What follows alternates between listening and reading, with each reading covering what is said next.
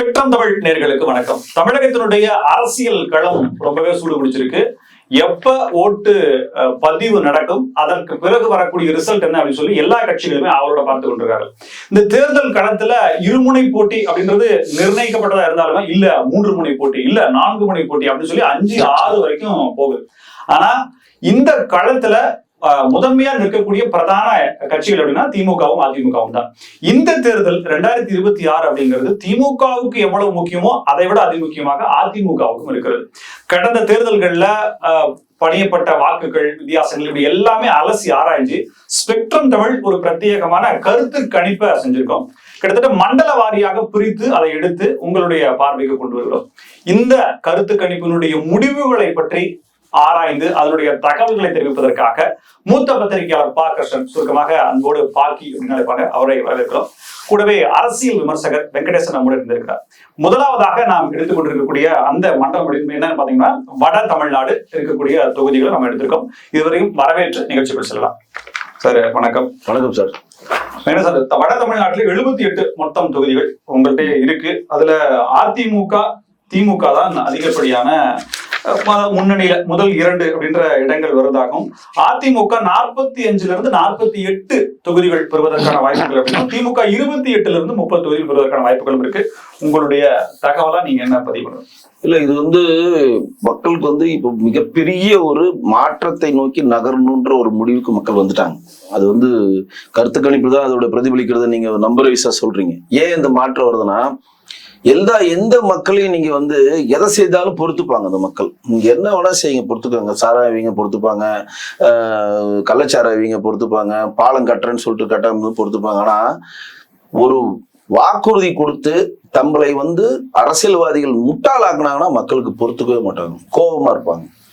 இப்ப நீங்க எதாவது எனக்கு செஞ்சாலும் நான் பொறுத்துப்பேன். உங்ககிட்ட என்ன முட்டா பீஸ் நீங்க நினைச்சீங்கன்னா எனக்கு கோபம் அதிகமாகும். ஒவ்வொரு தேர்தலையும் அரசியல் கட்சிகள் தான் செய்து. ஆனா இந்த முறை என்னன்னா, இந்த முறை ஏன் கோபம்னா, 525 வாக்குகள் கொடுத்துட்டு அதுல நான் 525ல 500 வாக்குகள் நிறைவேற்றி விட்டுட்டோம் அப்படின்னு ஒவ்வொரு பரப்புரையும் அவங்க மேல சொல்லிட்டு புதுசான ஒரு வாக்குறுதியை கொடுத்து நம்மளை நம்ப வைக்கிறப்ப ஒவ்வொரு குடிமகனும் என்ன நினைக்கிறான், தமிழ்நாட்டுல பிறந்தவன் நம்மள ஒண்ணுமே தெரியாதுன்னு இவங்க சொல்லிக்கிட்டே இருக்கிறாங்க. நம்மள ஒரு முட்டா ஜனன்னு சொல்லி திமுக நினைக்குது.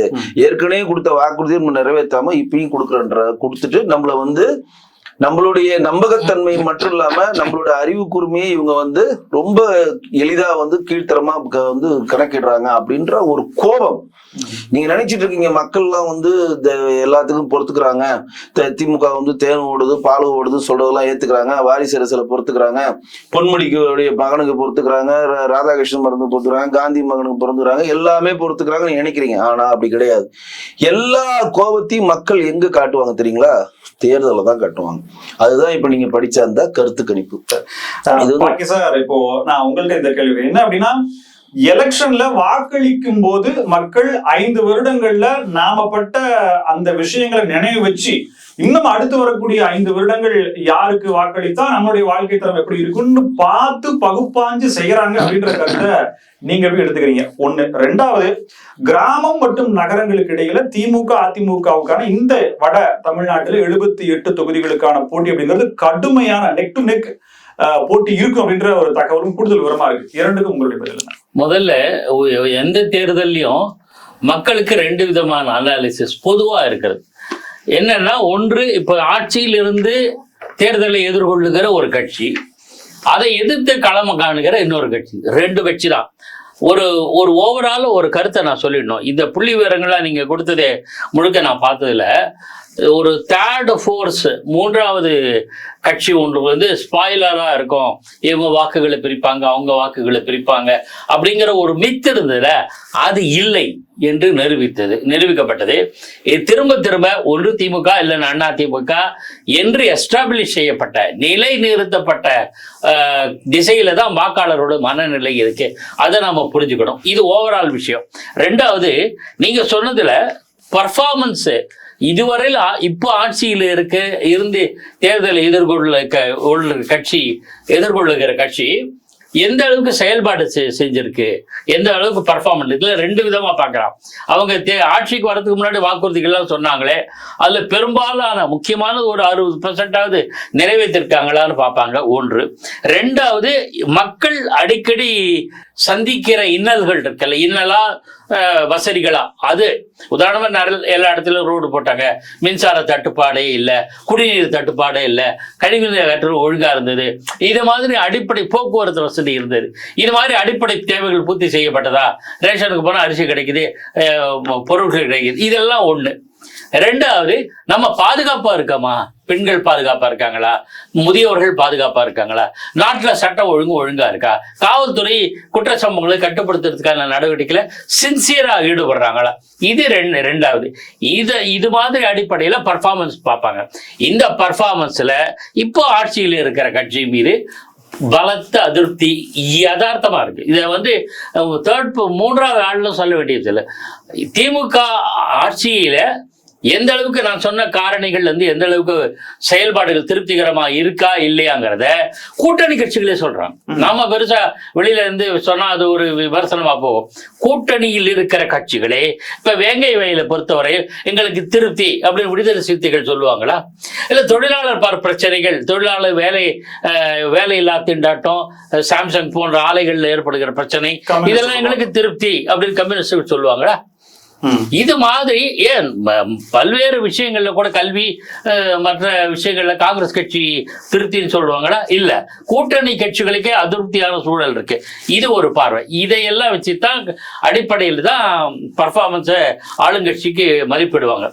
இப்ப அதை எதிர்த்து களம் காணுகிற திமுக தலைமையிலான தேசிய ஜனநாயக கூட்டணி பொறுத்தவரையில் அவங்க என்னென்ன வாக்குறுதிகள் கொடுக்கறாங்க, அதுல இன்னொரு முக்கியமான விஷயம், அதிமுக நிறைய வாக்குறுதிகள் கொடுக்குதுன்னா நலத்திட்டங்களுக்கு அதோடு இணைந்திருக்கிற பாஜக மத்தியில இருக்கு. சோ இவங்க ஆட்சிக்கு வந்தால், அதிமுக ஆட்சிக்கு வந்தால் மத்திய அரசோட ஒரு சுமூகமான நட்புறவை பேணி பாதுகாப்பாங்க. அதன் பலன் என்ன? மத்தியிலிருந்து நமக்கு கிடைக்க வேண்டிய சலுகைகள், உதவிகள் எல்லாம் முறையாக கிடைக்கும் என்கிற நம்பிக்கை.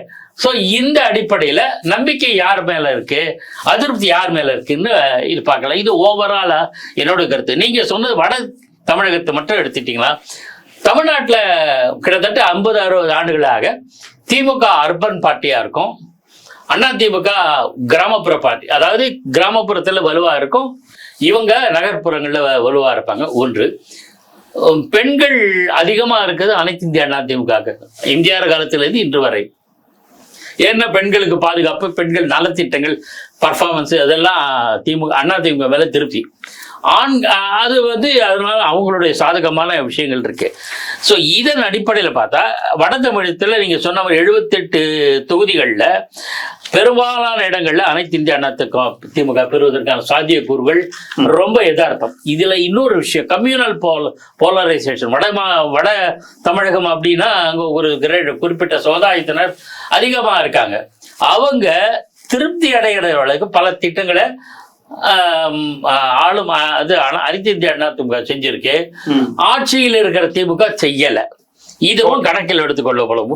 இந்த அடிப்படையில் நீங்க சொல்ற மாதிரி அதிமுக 45-48 இடங்கள், இதுக்கு திமுக 28-30, மற்றவையில 0 to 2 இருக்கு. அந்த மற்றவையில யாருங்கிறது சுயேட்சைகள். சார் சொன்ன மாதிரி கம்யூனல் ஓட்ஸ் அப்படின்றது குறிப்பா சொல்லணும் அப்படின்னா வன்னியர்களுடைய பெல்ட்டா பார்க்கிறது. இந்த அதிமுக கூட்டணியில பாமக, அதுவும் பாத்தீங்கன்னா பாமக அப்பா தனியாகவும் மகன் தனியாகவும் இருக்காரு. இப்ப கூட மாம்பழம் சின்னத்துக்காக ஃபைட் பண்றாரு அப்பா. இப்ப இதெல்லாம் வாக்குகளா சேஞ்ச் ஆகும் போது என்ன மாதிரியான ரிசல்ட் கொடுப்பாரு, பாதிப்போ அல்லது குறைவதற்கான வாய்ப்பு எந்த அளவுக்கு இருக்கு அப்படின்னு நீங்க நினைக்கிறீங்க? வட மாவட்டங்கள்ல ஒரு விஷயம் தெளிவா தெரிஞ்சுக்கங்க. 2 பேருக்கு தான் பிரதான போட்டியா இருக்கும். ஒண்ணு பட்டியலின சகோதரர்களுக்காகவும், இன்னொன்னு வன்னிய சமுதாயத்துக்கு தான் பெரியான போட்டி. அவர்கள் எளியும் புனையமா தான் அந்த அரசியல் களத்தையே நகர்த்துறாங்க. தலைவர்கள் முதற்கொண்டு எல்லாருமே. டாக்டர் ராமதாஸ் ஐயா திமுகவுக்கு வரேன் அப்படின்னு அவரே தூது விடுறப்ப திருமாவளவன் பெரிய எதிர்ப்பை முன்வைத்தனாலதான் அவர் வர வேணான்னு சொல்லி ஓரம் கட்டினோன்னா இன்னைக்கு வழி இல்லாம அவர் சசிகலா அவர்களுடன் கூட்டு சேர்ந்திருக்காங்க. அது ஒரு பொருந்தாத கூட்டணி. அது எப்படின்னா இன்றைக்கு ஒரு கூட்டணியில் இருக்கக்கூடிய பலத்தை உடைக்கிற அளவுக்கு அவர் ஒரு சக்தி வாய்ந்தவரா இல்லை. ஏன்னா நம்பகத்தன்மை இல்லாமல் மாதிரி டாக்டர் ராமதாஸ் ஐயாவை நான் பார்க்கிறேன். தன்னுடைய தோழகத்தாளாக யாருக்காக தன் மகனை அவர் எதிர்த்தாரோ, யாருக்காக தன் மகனை எதிர்த்து புது கட்சி ஆரம்பித்தாரோ, யாருக்காக கட்சியை இரண்டாக உடைத்தாரோ, அந்த உடைத்த அந்த நபரின் பையனை இன்னைக்கு காங்கிரஸ் வேட்பாளராக பெண்ணகரத்துல போட்டிடுறாரு. இது எவ்வளவு முரண்பாடின் உச்சம். அவர் தான் இளைஞரணி தலைவர் கொடுத்தாரு, அவர் ஏற்றுக்க மாட்டேன்னாரு. அந்த பிரச்சனைக்கு நீங்க அன்புமணி ஐயாவும் டாக்டர் ராமதாஸ் ஐயாவும் பிரிப்பதற்கு மூல காரணம் ஜி.கே. மணி தாங்க சொல்லப்படுகிறது. எல்லாருமே அவங்க அவர் மேலதான் குற்றச்சாட்டு வைக்கிறாங்க. அவர் திமுகவின் ஊதுகுழலா இருக்கிறாரு. திமுகவுடைய இப்ப திமுக அழுத்தம் கொடுத்துதானே ஜி.கே. மணியுடைய பையனா இருக்கக்கூடிய தமிழ்குமரனுக்கு அவரை எலெக்ஷன்ல நிக்க வச்சு ஜெயிக்க வச்சாங்க.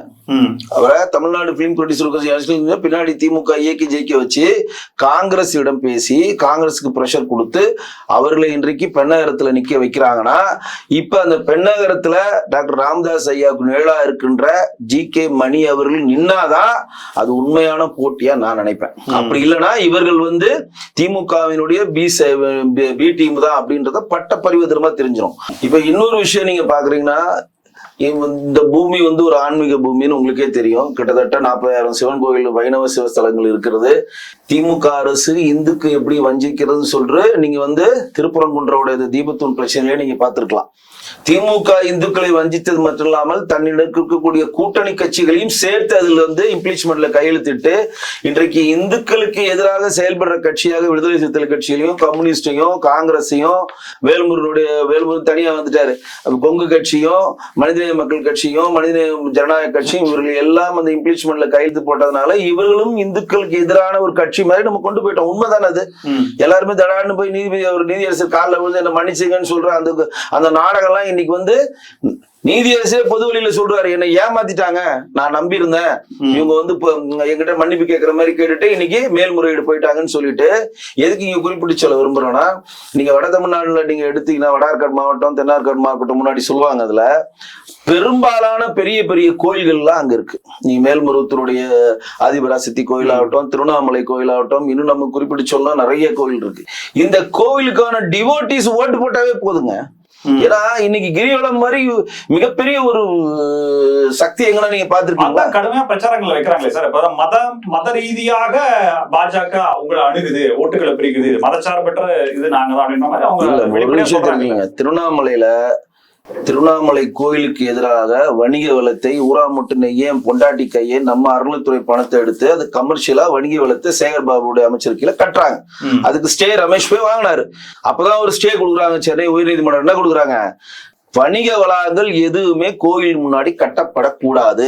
அதற்கான நிதியை இப்ப ஒரு கோயில் நடைபெறும்னா அந்த கோயில்ல 15% உண்டியல் பணம், மற்ற வருமானத்துல 15% அந்த அங்க ஈயோக்கு தண்ட சம்பளம் ஒண்ணு கொடுத்தாகணும். அவனுக்கு 1.5 லட்சம் ரூபாய் சம்பளம் கொடுத்தாகணும். பொலரே கார் கொடுத்தாகணும். ஒரு ஏசி கோயிலே இடிச்சு ஏசியை போட்டுதான் உட்காருவாரு அவரு.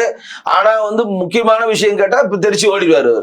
அந்த ஈவோக்கு 1.5 லட்சம் சம்பளம், அங்க இருக்கக்கூடிய பணியாளர்களுக்கு சம்பளம் மட்டும் அந்த கோவில் நிதியில இருந்து 15% தான் நீங்க செலவு பண்ணணும். மித்த 85% என்ன பண்ணணும்? கோயிலுடைய நிர்வாகத்துக்கு, கோயிலு வைப்பு நிதியா வைக்கணும், இல்ல கோயிலுக்கு வேண்டிய மற்ற விஷயங்கள் பண்ணணும். இல்லாட்டி அந்த கோவில் சம்பந்தமான கட்டிடங்களோ, இல்லாட்டி பாடசாலைகளோ, மருத்துவமனைகளோ, இலவச உணவு கூடங்களோ, இது மாதிரி நீங்க செலவு பண்ணலாம். எல்லாம் கோவில் முன்னெடுக்கணும். ஆனா இந்த திமுக அரசாங்கம் கமர்ஷியலா இந்த மாறுறத மக்களிடம் போயிட்டு இன்னைக்கு தேசிய ஜனநாயக கூட்டணியில் இருக்கக்கூடிய எல்லா தலைவர்களும் கொண்டு போய் சேர்த்திருக்கோம். இந்த கோவிலை இப்படியே விட்டீங்கன்னா, இப்ப திருப்பரங்குன்றே திருப்பி உங்களை பதிவு செய்ய விரும்புறேன்.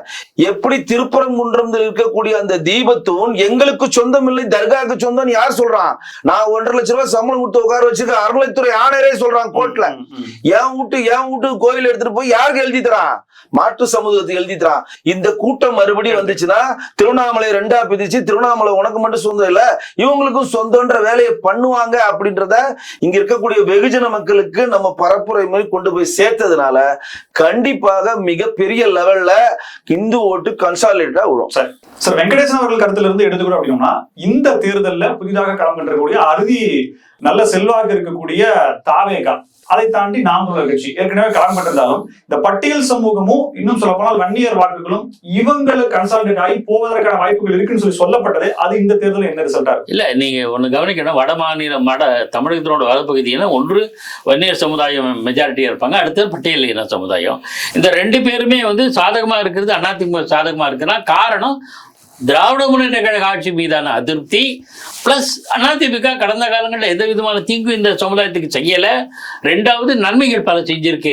10.5% அதிமுக எடப்பாடி காலத்துல தானே கொடுத்தாங்க. அது வேற சில காரணங்களால் தடைப்பட்டு போச்சு, அது வேற விஷயம். பட் நம்பிக்கையை ஊட்டுகிற வகையில் இருக்குது.